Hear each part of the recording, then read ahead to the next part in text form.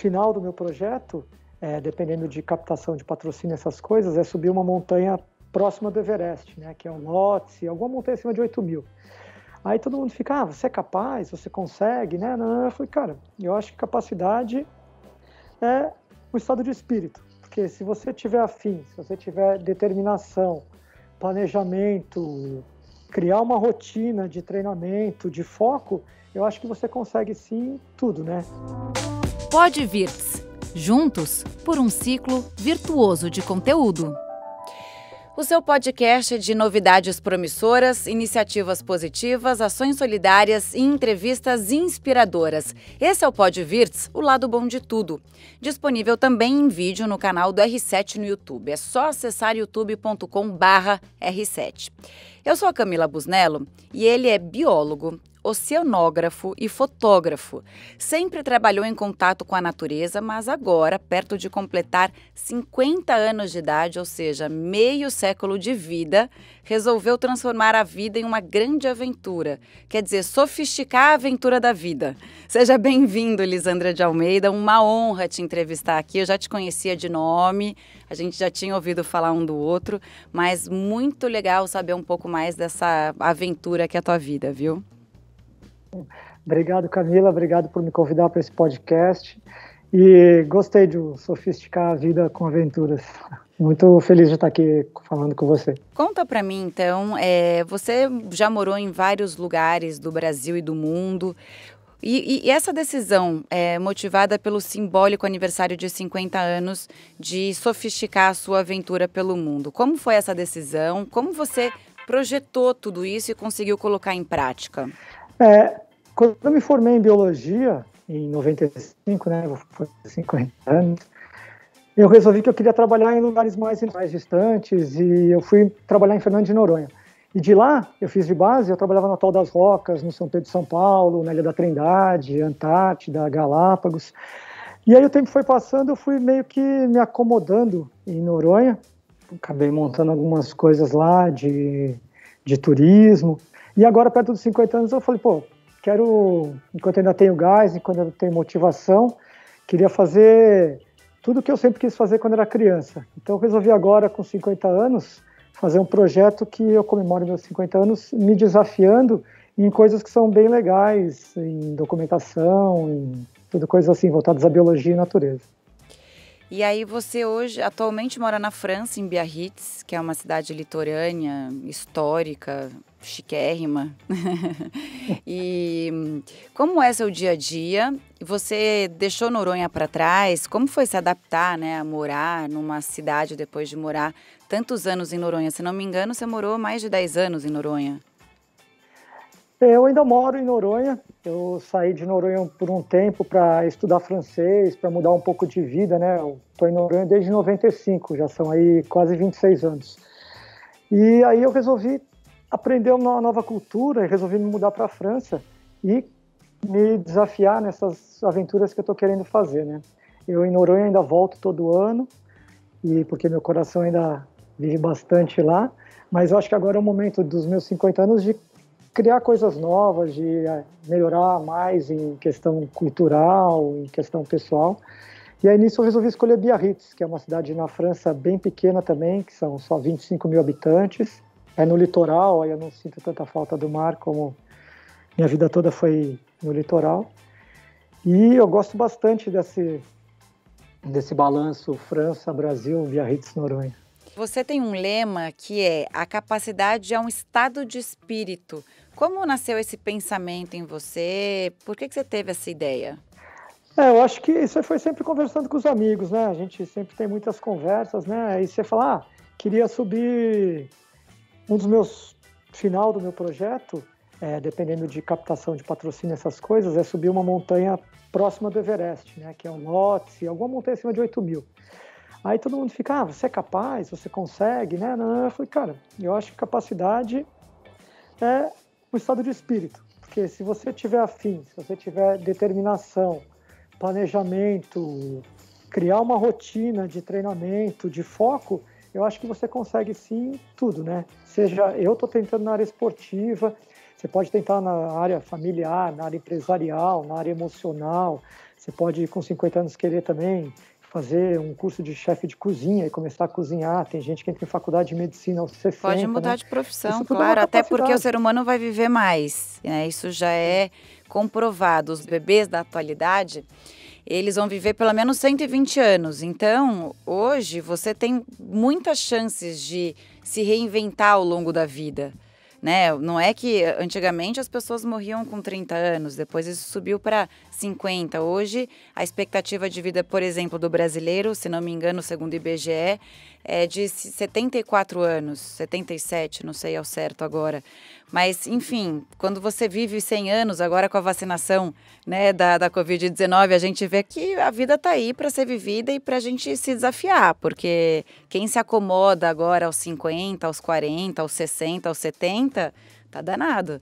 Tem que pensar em se reinventar e correr atrás da felicidade.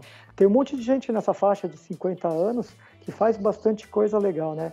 E para mim, uma inspiração super grande dessas pessoas que a gente conhece aqui, brasileiro, é o próprio Abílio Diniz. Se você vê o Instagram dele, com 80 anos de idade, ele está sempre ali praticando esporte, mantendo o corpo em forma, mantendo a cabeça em forma, produzindo bastante coisa para todo mundo, né? Falando de crescimento, falando de motivação, né? Motivando muita gente.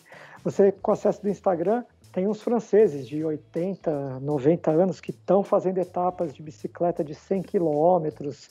Tem, lá no Equador mesmo, um dos guias que estava na montanha tinha 74 anos. O cara guia uma montanha com 74 anos.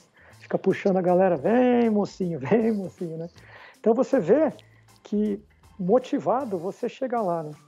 E aí você também quer influenciar outras pessoas que estão próximas dessa idade de fazer 50 anos e inspirar para que as pessoas também se achem capazes em realizar sonhos, mesmo que o sonho seja uma aventura.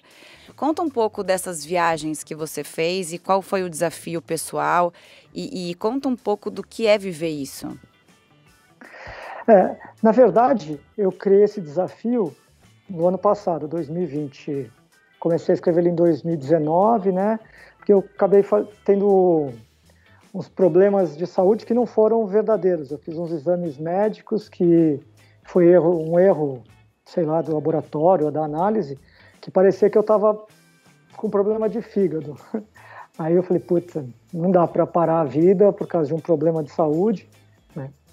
E aí eu resolvi, vou fazer tudo o que eu queria fazer desde que eu era criança, até os meus 50 anos, para chegar nos 50 anos super em forma, mostrar que idade não é nada na vida, né? Se você tiver vontade, se tiver capacidade, determinação, você faz o que você quiser. Hoje você também se considera um influenciador, já que tem um Instagram específico, já tem seguidores, tem um projeto, né, de vida?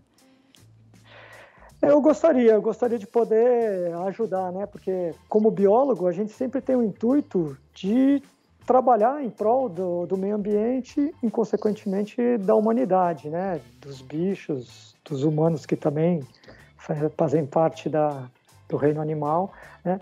Então, eu acho que sempre você poder motivacionar alguém de alguma forma positiva, mostrar que a pessoa é capaz de fazer aquilo, incentivando, motivando, eu acho bem interessante, né? Porque eu acho que o bom astral faz com que o mundo seja bem melhor sempre, né?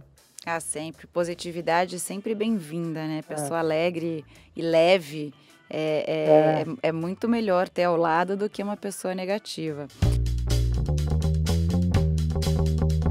Me conta, você parou tudo, sentou, traçou metas. Que metas são essas? Conta um pouco da sua vida antes. E você sempre foi de se dedicar aos seus sonhos, aos esportes? Sim, eu desde pequeno eu acho que a vida da gente é a vida que a gente se propõe a levar, né? Independente de você ter grana, não ter grana, eu acho que o importante é você ter o seu bem-estar para poder pensar em coisas boas que você possa fazer, que você possa contribuir, né?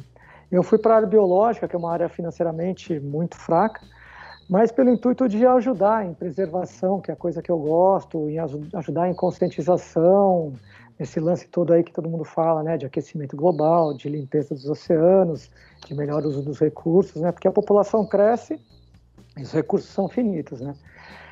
E aí, desde pequeno, eu penso nisso e resolvi seguir a vida nessa linha.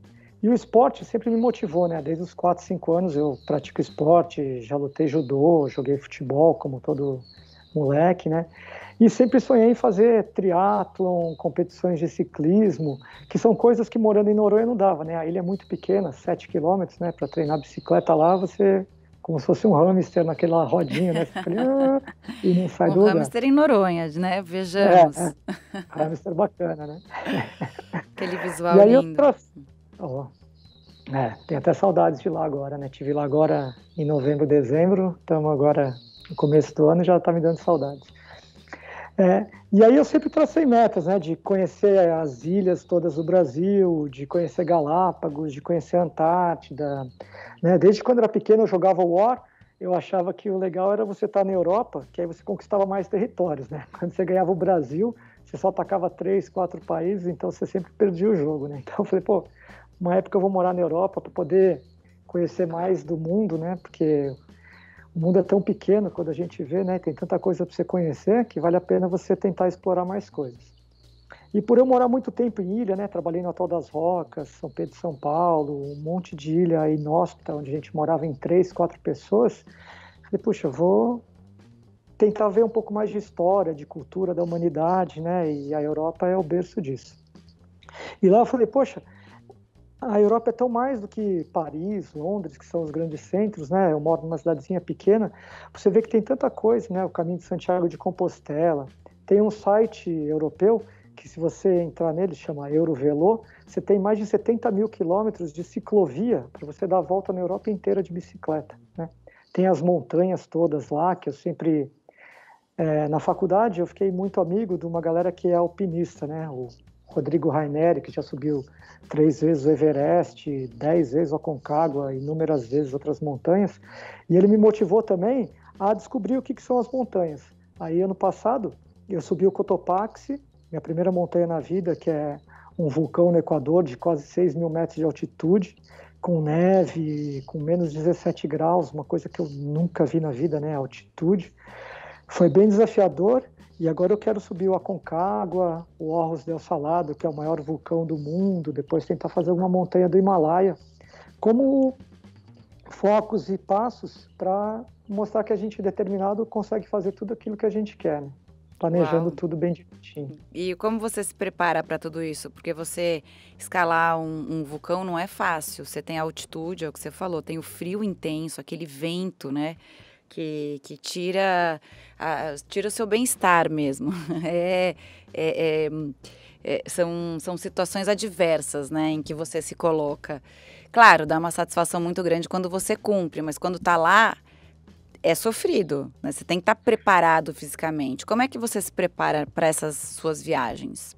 Eu tenho alguns amigos que são alpinistas, então antes disso, né, eu me planejei, conversei com todo mundo falou, ó, você tem que ir, ficar aclimatando. Eu vivo há mais de 30 anos no nível do mar, então para altitude é um salto bem grande, né?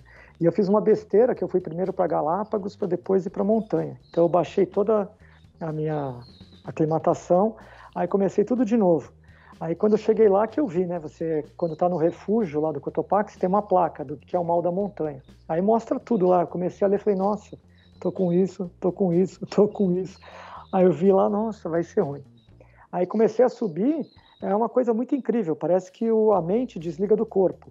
Eu falava pro guia que estava me acompanhando, eu falava, posso te contar piada, a gente pode conversar o que a gente quiser, só que minha perna não anda. Você tenta andar, ela não vai, você dá 3 passos, respira e fica... Aí você fala, putz, pedalei 180 quilômetros semana passada, fiz 2.000 quilômetros de bicicleta faz um mês, não consigo dar 5 passos. É uma coisa assim que você sente que cada vez mais você é menos, sabe? E você sabendo que você é menos, você consegue ser mais, porque você entende como você faz para ir galgando passo a passo para atingir o objetivo que você queria, né? Eu voltei, liguei para todo mundo, o que eu faço, o que eu faço? Descansa e bebe água. Descansa, concentra e bebe água. Fiquei 2 dias só fazendo isso. Voltei para a montanha com medo do caramba de não conseguir. Aí devagarzinho, 9 horas subindo pelo gelo, consegui chegar lá no cume. Foi super legal ter chegado, mas foi um pouco... Foi frustrante, não é a palavra, porque a ideia era chegar lá. Mas cheguei lá, estava tudo nublado, você não via, tipo, 50 metros na frente, mas você sabia que estava lá. Para mim foi suficiente como essa primeira montanha. Você também esteve envolvido em produções de filmes e documentários, né? Muito porque você já tem grandes feitos como explorador. E em 98, por exemplo, você foi o primeiro morador do arquipélago de São Pedro, São Paulo. Conta essa história pra gente. Que lugar é esse e como foi viver lá? Esse é um dos lugares mais incríveis que eu conheço, né? Quando eu terminei a faculdade, em 95, eu comecei a trabalhar nas ilhas, né? Fui primeiro trabalhar em Abrolhos, na Bahia. De lá eu consegui um estágio, fui trabalhar no Atol das Rocas, que é uma reserva biológica também incrível. E de lá eu eu comecei a fazer mestrado na Federal de Pernambuco, e de lá era a base inicial, onde estava sendo planejado a montagem de uma base de pesquisa nesse arquipélago de São Pedro e São Paulo, que é uma área de pesquisa, que é a última ilha do Brasil. Darwin teve lá em 1800 e bolinha, e ele considerou um dos lugares mais inóspitos do mundo. É um conjuntinho de ilhas, que a ilha maior tem 100 metros por 30, que é menor do que um campo de futebol, não tem areia, é só pedra, uma formação rochosa diferente, ela não é vulcânica, é dobramento do manto oceânico, e é um lugar super inóspito também, cercado de tubarões, tubarão-baleia, que é lindo, super inofensível, tubarão-martelo, outros bichos, raias, é um mergulho inacreditável. E em 98 tinha um programa nacional que é o estudo dos recursos vivos que tem numa zona econômica brasileira, né? Que todos os países que têm estudo nas ilhas, eles têm direito ao uso exclusivo dessa área em 200 milhas, né? Que não podem vir outros países explorar, né? Então, tendo uma base de pesquisa, uma base científica lá, que até hoje é um exemplo mundial, a gente consegue ter a soberania nacional em mais 200 milhas em área de ciência. E aí, em 98, me convidaram para fazer parte da primeira equipe, da equipe de montagem da casa. A gente construiu a casa e éramos em 4 pessoas. Era eu, o Denis, o Alexandre e o Fúvio, né? Um projeto que era da Marinha do Brasil e do ICMBio.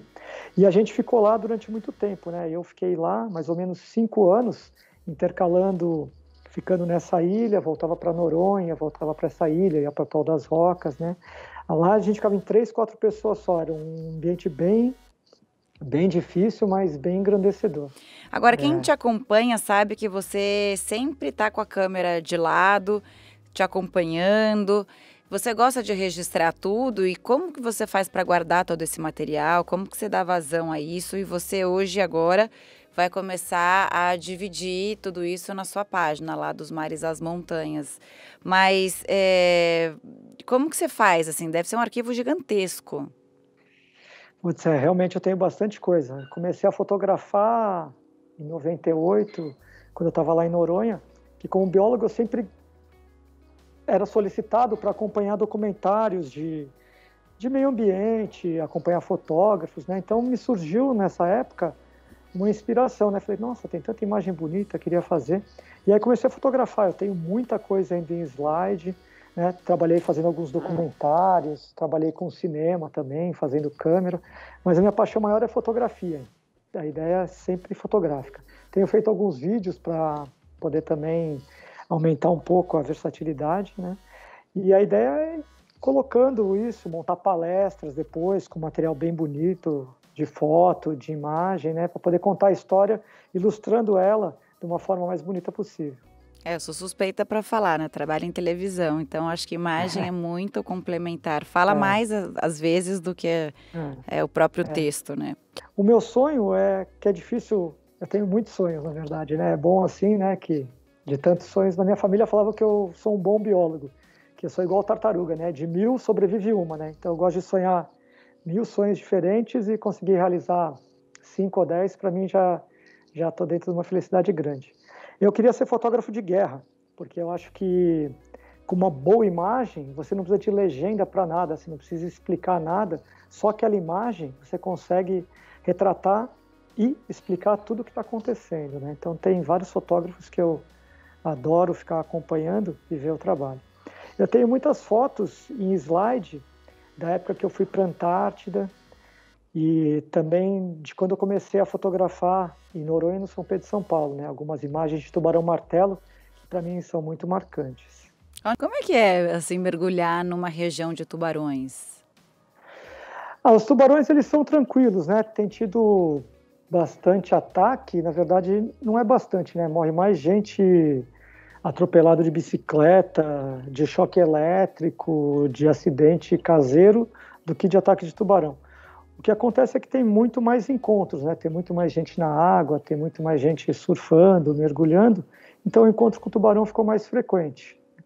E de tantos tubarões que tem, são mais de 300 espécies, só 4 ou 5 têm relato de agressividade, né? Então é um índice bem baixo, mas que por conta do filme de Spielberg, né, todo mundo ficou meio cabreiro com o tubarão, né? No final ele deu uma boa visibilidade até no final, né, para os tubarões. Não é assim, né, quando você mergulha. Você já vai para uma região onde você sabe lidar com eles, você se prepara para esse encontro. Eu costumo ir para ambientes que são mais controlados, que são mais, como dizer, ecologicamente corretos não é a palavra boa, mas equilibrado acho que é a palavra certa, né? Galápagos, por exemplo, assim como Fernando de Noronha, são ilhas onde o ecossistema está equilibrado. Então, os tubarões que estão lá, eles estão acostumados a se alimentar do alimento natural deles, né? E em Noronha, a gente não tem muito tubarão grande. Tem mais tubarões menores, 1,5 m, 2, que estão acostumados a comer sardinha ali na arrebentação da praia. É nessa fase que eles se encontram mais com a galera do surf, né? Em Galápagos, tem cardumes imensos de tubarão-martelo. Eu mergulhei agora, em novembro, em cardumes de 50, 100 tubarões-martelo. Você vê aqueles bichos enormes, são de 3 metros, 3 metros e pouco. Você sente medo, todo mundo tem, né? Mas você sente um respeito tão incrível que você fica vendo aquela coisa pré-histórica, um dos animais mais evoluídos da Terra, né? Que são os tubarões, passando, ele te olha, você olha para ele e faz, oi, aí, beleza? Aí eles passam, vão passando outros, aí vem os menorzinhos. Teve um dos últimos mergulhos que eu fiz em Galápagos agora, tinham mais de 200 tubarões de 3, 4 espécies diferentes, raias, tartarugas. É um ambiente equilibrado, que eles estão lá, eles mesmos, vivendo a vida deles, e a gente vai lá como mero espectador, tentar entender o que eles estão fazendo, né? Bom, você falou que você é um cara de muitos sonhos, né? E você deve se desdobrar em 1000 para fazer tudo que você tem vontade e consegue realizar. Você também está fazendo um projeto de uma corrida em Noronha, 21 quilômetros, uma meia maratona, né? Num dos lugares mais lindos e mágicos do mundo. Quando vai ser? Já tem previsão? Essa ideia surgiu também quando eu voltei a correr em 2010, 2012, em Noronha. Eu queria montar alguma coisa para também ajudar a população a sair um pouco do sedentarismo, né? Porque Noronha tem muito de surf, tem muito de trilha, e eu acho que a corrida é um esporte agregador também, né? Todo esporte ele é agregador. E a corrida em si, ela reúne muita gente, você só precisa de um tênis no pé e correr, né? E a gente já tem esse evento rodando forte desde 2014. Ano passado não teve por causa da pandemia, esse ano a gente pretende fazer novamente ele no final do ano. Vai ser o nosso 7º evento já. É uma corrida que chama 21K Noronha, que traz gente do Brasil inteiro e tem várias histórias, né, emocionais. Tem muita gente da ilha que gosta, né? Para você ter uma ideia, no primeiro ano que a gente fez, tinham 10 ou 12 corredores da ilha. Hoje em dia já tem mais de 80 pessoas da ilha que fazem questão de participar, que treinam o ano inteiro para ter participado do nosso evento no final do ano. Tudo isso para mim é motivador, porque além de ser um trabalho que eu preciso para viver, obviamente, é uma coisa que motiva mais gente da ilha que eu vivo a fazer coisas legais para a própria vida. Bom, estamos quase chegando ao fim. Para 2021, quais os planos, Lisandro? 2021 é muita coisa, né? Vamos dividir em primeiro semestre e segundo semestre. Acho que 2021 eu tenho algumas metas dentro do meu desafio, né? E que seriam, eu quero fazer uma etapa do Tour de France esse ano, fazer um Ironman, subir o Orros del Salado, que é o maior vulcão do mundo na Cordilheira dos Andes, ou a Aconcagua. Quero atravessar os Pirineus de bicicleta, saindo de Barcelona até Biarritz. Quero ver se consigo fazer uma travessia de kitesurf e produzir mais material motivacional, mais coisas voltadas ao meio ambiente, mais coisas também do ambiente marinho, né? Tentar ver se consigo fazer um mergulho com tubarão branco também na África, né? Vamos ver como que dá para organizar tudo isso, né? Juntando o trabalho e o objetivo desse desafio. Kite no Brasil ou fora? No Brasil. No Brasil. Ceará? O melhor lugar de kite, acho. Rio Grande do Norte. Eu gosto bastante ali, São Miguel do Gostoso, subindo. Piauí também é ótimo. Ceará também é maravilhoso. Eu acho que é o melhor lugar de kite do mundo é aqui, né? Água quente, comida boa, gente feliz. Não precisa de mais nada na vida.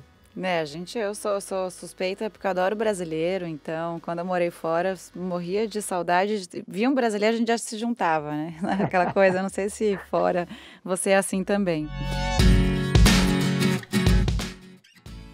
Ô, Lisandro, aqui no Podvirtus a gente tem um costume e a gente pede para o convidado definir o futuro em uma palavra. Para você, qual seria essa palavra e por quê? Eu acho que é determinação. Eu acho que a gente, motivado a fazer o que a gente quer, determinado a evoluir, ou a ficar no mesmo lugar, ou evoluir, tudo é uma questão de determinação. Se você está afim de fazer alguma coisa, se você quer realmente fazer uma coisa, você consegue. É só ter determinação. Lisandro, muito obrigada pela sua participação aqui no Podvirtus. Volte sempre, né? Sempre que puder. Obrigado. Obrigado pela entrevista, Camila, foi maravilhoso participar aqui com vocês, poder contar um pouco das minhas metas, do meu eu. E sigam o Dos Mares às Montanhas, deem uma olhada lá, me acompanhem, se motivem e me motivem também. Essa foi mais uma edição do Podvirtus, o Lado Bom de Tudo, um podcast para propagar iniciativas positivas, ações solidárias, novidades promissoras e entrevistas inspiradoras, como essa do Lisandro de Almeida. Muito obrigada pela sua participação, obrigada para quem ouviu também a gente aqui. Até semana que vem e lembre-se, esse programa faz parte da família R7 de podcasts. Todos os dias tem novidades para você em r7.com/podcast. Tchau, tchau.